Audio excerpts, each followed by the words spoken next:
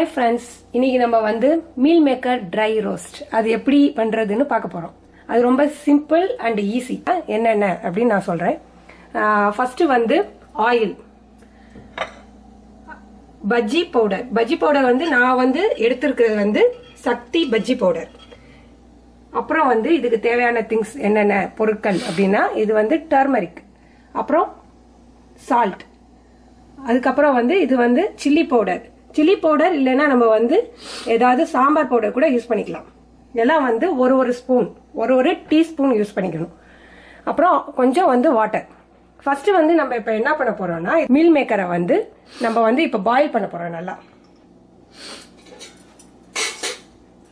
First நம்ம meal மேக்கரை boil பண்ணிக்க போறோம்.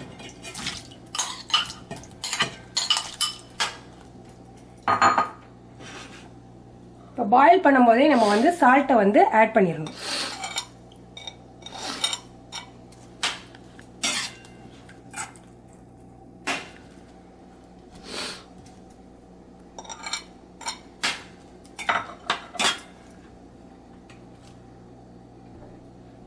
நம்மளுக்கு தண்ணி வந்து இன்னும் தேவைப்பட்டா எக்ஸ்ட்ராவா நம்ம ஆட் பண்ணிக்கலாம்.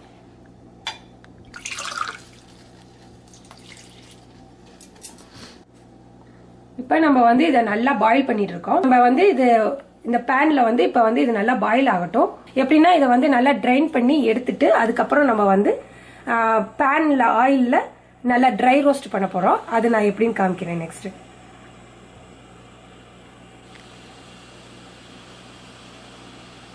வந்து மீல் மேக்கர் வந்து பாயில் பண்ணியிருக்கோம். இது வந்து ஒரு 3 மினிட்ஸ் பாயில் பண்ணா போதும். அதுக்கப்புறம் நம்ம வந்து இதை ட்ரை ரோஸ்ட் வேற பண்ண போறோம். அதனால 3 மினிட்ஸ் போதும் இதுக்கு பாயில் பண்ண. இப்போ வந்து நல்லா ட்ரைன் பண்ணி எடுத்த மீல் மேக்கரை வந்து இப்போ வச்சிருக்கோம். ஃபுல்லாக அந்த தண்ணியெல்லாம் எடுத்தாச்சு. எடுத்தோடனே நம்ம இதை வந்து இப்போ என்ன பண்ண போறோம்னா ஒரு பேனில் ஆயில்,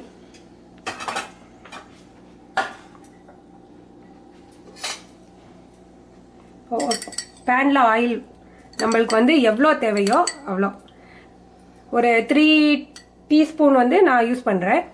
கொஞ்சம் கூட வேணும்னா 4 to 5 வந்து யூஸ் பண்ணிக்கலாம். கொஞ்சம் நல்லா மொறு அப்படின்னு வரணும்னா யூஸ் பண்ணிக்கலாம். நான் ஒரு 4 கிட்ட யூஸ் பண்ணிக்கேன். இப்போ ஃபர்ஸ்ட் வந்து நம்ம இதில் என்னெல்லாம் சேர்க்கணும் அப்படின்னா லைட் டர்மரிக் பவுடர், அது கொஞ்சம் ஒரு 1/2 டீஸ்பூன் வந்து டர்மரிக் பவுடர். அப்புறம் சில்லி பவுடர், அது வந்து ஒரு 1/2 டீஸ்பூன்.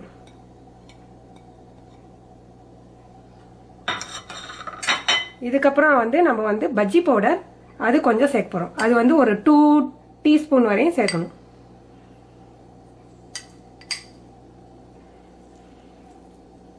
நிறைய சேர்த்தா கொஞ்சம் அது நல்லா இல்லாத மாதிரி இருக்கும். அதனால ஒரு 2 டீஸ்பூன் வரையும் சேர்க்கணும்.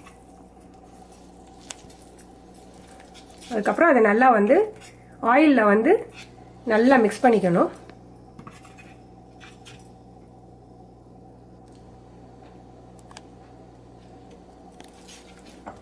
நம்ம வந்து இதில் சால்ட் எதுவும் சேர்க்கணும்னு தேவையில்லை. ஏன்னா வந்து அந்த பஜ்ஜி பவுடர்லயே சால்ட் இருக்கு.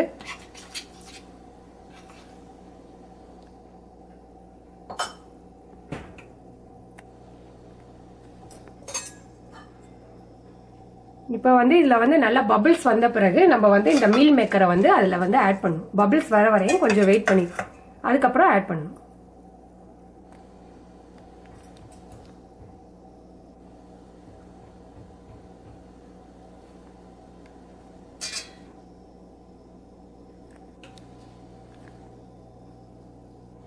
இன்னும் நம்மளுக்கு கொஞ்சம் ஆயில் வேணுனாலும் சேர்த்துக்கலாம், ஒரு டீஸ்பூன் எக்ஸ்ட்ராவா. ஆனால் வந்து வேணான்னா தேவையில்லை நம்மளுக்கு.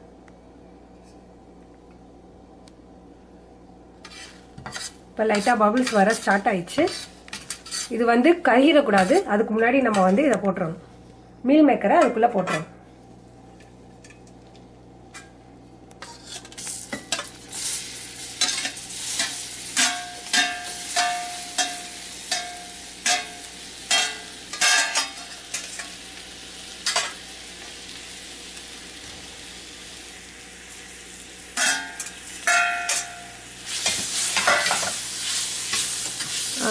அடுப்பை வந்து சிம்மில் வச்சுக்கணும். ரொம்ப ஹையில் வச்சோம்னா வந்து அந்த பவுடர் ஃபுல்லாக வந்து கருகிடும்.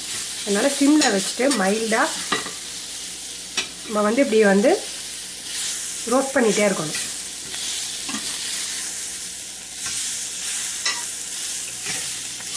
வந்து ஆயில் வேணாலும் நம்ம வந்து இதில் ஆட் பண்ணிக்கலாம். நம்மளுக்கு கொஞ்சம் வந்து ட்ரையாக தெரிஞ்சால் ஆயில் வேணால் ஆட் பண்ணிக்கலாம் எக்ஸ்ட்ராவா. ரொம்ப சிம்மில் வச்சு நம்ம இதை வந்து செய்யணும்.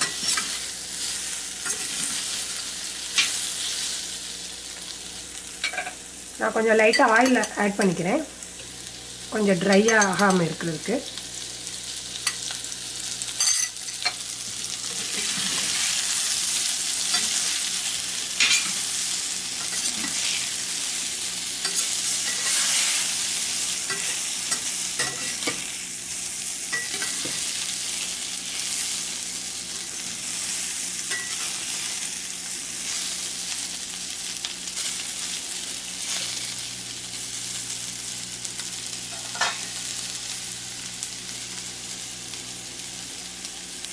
இதில் நம்ம எதுவும் ஆட் பண்ணணும்னு தேவையில்லை. வெறும் பஜ்ஜி மாவு அண்ட் சில்லி பவுடர், டர்மரிக். ரொம்ப ஈஸியான டிஷ்ஷு, ரொம்ப சீக்கிரமாக செஞ்சிடலாம். பேச்சுலர்ஸ்லேருந்து நியூவாக கற்றுக்கிறவங்க, கிச்சன் ஃபுட்டு எப்படி பண்ணுறதுன்னு நியூவாக கற்றுக்கிறவங்க வரையும் ஈஸியாக செஞ்சு சீக்கிரம் ஃபினிஷ் பண்ணிடலாம், செஞ்சு முடிச்சிடலாம் சீக்கிரம்.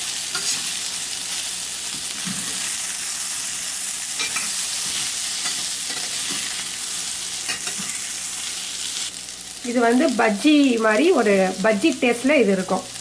ஃபுல்லாக டிப் பண்ணி எண்ணெயில் எடுக்காமல் லைட்டாக ரோஸ்ட் பண்ணுற மாதிரி இருக்கும். அது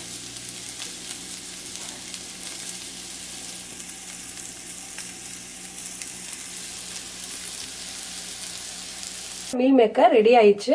இது வந்து ரொம்ப கிறிஸ்பியாக இருக்கும், ரொம்ப ஸ்பாஞ்சியாகவும் இருக்கும். நீங்கள் வந்து இதை வந்து ரொம்ப செஞ்ச உடனே வந்து நீங்கள் சாப்பிட்டீங்கன்னா ரொம்ப நல்லா டேஸ்ட்டாக இருக்கும். ஃப்ரெஷ்ஷாக சாப்பிட்டா ரொம்ப நல்லாயிருக்கும். இது ரொம்ப ப்ரோட்டீன் அதிகமாக இருக்குது. அதே மாதிரி குழந்தைங்களும் இது வந்து இந்த மாதிரி செஞ்சு கொடுத்தா குழந்தைங்களுக்கும் ரொம்ப பிடிக்கும். ஈஸியாகவும் செய்யலாம். பேச்சுலர்ஸ்லேருந்து எல்லாரும் நியூவாக கற்றுக்கிறவங்களும் ஈஸியாக செய்யலாம். இதில் கொஞ்சம் வந்து ப்ரோட்டீன்ஸ் எல்லாம் இருக்கிறதுனால வந்து இது வந்து சத்தான டிஷ்ஷு. ப்ளஸ் ஆயில் வந்து நம்ம வந்து நம்மளுக்கு ஏற்ற மாதிரி கம்மி பண்ணியும் கூட செஞ்சுக்கலாம். இதில் இந்த டிஷ்ஷை சாப்பிட்டு பார்த்து கமெண்ட்ஸ் சொல்லுங்கள். ப்ளீஸ் என்னுடைய சேனலுக்கு சப்ஸ்கிரைப் பண்ணுங்கள். தேங்க்யூ.